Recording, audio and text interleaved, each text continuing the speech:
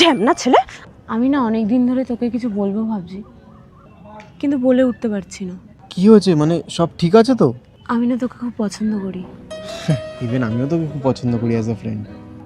As a friend না, আমি তোকে ভালোবাসি। তুই তো জানিস আমার পাস্টে দুটো গার্লফ্রেন্ড ছিল। আমার তোর পাস নিয়ে কোনো যায় আসে না, পাস তো সবারই থাকে।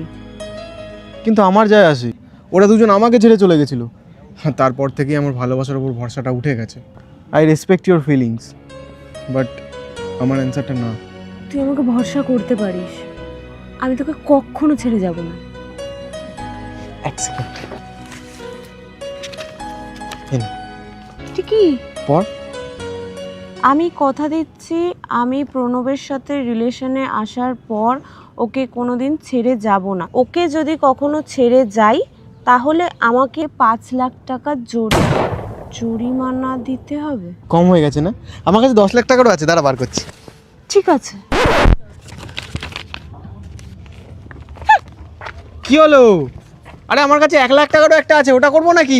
ঢ্যামনা ছেলে, রিলেশনে আসবি না বলে দে, আমাদের স্কিম আমাদের উপরই চিপকাচ্ছে।